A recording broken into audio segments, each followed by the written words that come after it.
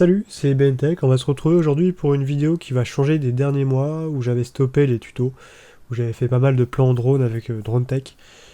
On va se retrouver pour actualiser un tuto que j'avais déjà fait, le numéro 6, qui était la solution pour retrouver ses mots de passe stockés sur le PC avec le logiciel Lazyne. Donc aujourd'hui j'ai deux logiciels à vous présenter, dont Lazyne. On va commencer tout de suite, on va aller sur ce site-là, ça s'appelle Recall. Alors c'est un logiciel qui est russe au premier abord, si je me trompe pas. Vous en faites pas, cette confiance, je l'utilise au quotidien dans mon métier. Quand besoin est, vous pouvez directement le télécharger. C'est possible que votre antivirus ou votre navigateur refuse un petit peu de le télécharger, tout simplement parce qu'il peut être détecté comme faux positif, vu qu'il va dans des dossiers et des fichiers assez particuliers. Ça va être pareil pour la Lazyne, vous allez voir par la suite.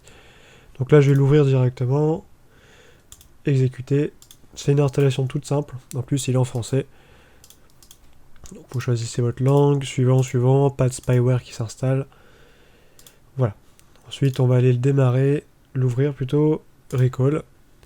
Je vous conseille de l'exécuter en cliquant ici en administrateur. Ça vous donnera entièrement les droits sur le PC en question.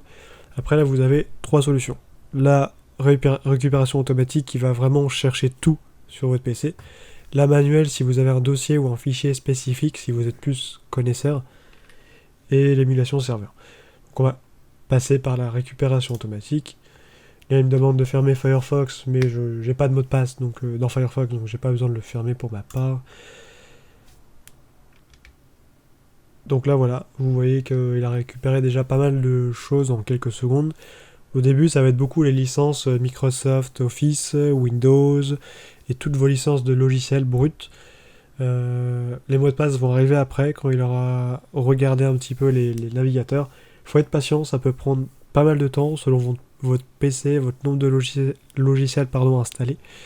Donc je dirais entre 5 et 20 minutes, voire plus. Donc prenez une petite tasse de café et patientez pendant ça. Maintenant du coup on va passer à la deuxième solution. Hop, je vais annuler ça. Donc on va se retrouver pour la deuxième partie du tuto avec Lazyne qu'on a déjà utilisé auparavant, j'avais fait un tuto. Je vais l'actualiser tout simplement parce qu'il est plus à jour. Donc là vous cliquez sur 18 Release, vous avez la dernière version qui à l'heure actuelle est la 2.4.2. On clique sur lazyne.exe, on va aller l'enregistrer. Pour le moment on va le mettre sur le bureau. Vous allez comprendre ensuite. Alors c'est possible que comme moi là, il vous demande de le débloquer, il peut être détecté comme un virus, comme je vous disais au début. On le débloque. Il l'a pas fait. Hop. Là on se retrouve sur le bureau. On va aller le copier, coller à la racine de C. Surtout faites comme moi, sinon vous allez me demander dans les commentaires comment on fait. Parce que c'est pas un double clic tout simple comme vous pouvez le voir, il se ferme automatiquement. Il faut aller ouvrir un invite de commande, donc un CMD qu'on ouvre en tant qu'administrateur surtout. Et là, vous faites un CD espace 2 points. Encore une fois, là vous êtes à la racine. À partir de là, la commande c'est, si je m'abuse, lazyne.exe. Voilà. Donc là il vous dit qu'il lui manque des arguments, donc là il vous les liste. Vous pouvez aussi retrouver normalement ce listing sur le GitHub directement. Vous devez avoir un tableau, quelque chose comme ça, voilà, avec tout ce qui est supporté. Donc là vous avez tous les navigateurs avec tout cela, dont une partie que vous n'allez même pas connaître je pense. On a du Chrome, du Firefox, donc voilà, vraiment la totalité. Si vous voulez vous concentrer sur les navigateurs, donc vous faites un lazyne.exe espace. Là, vous allez le retrouver ici pour avoir l'orthographe. Browser.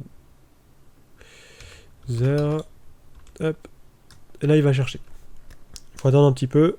Là, il est en train de décrypter des clés.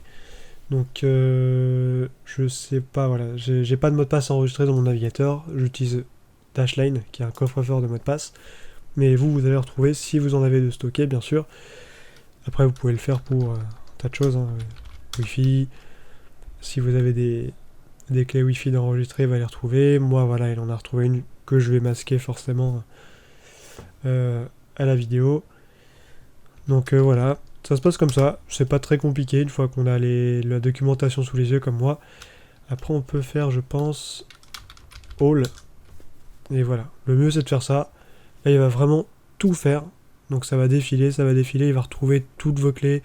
Vos boîtes mail si vous avez du Outlook, du Firefox, du Mozilla, pardon.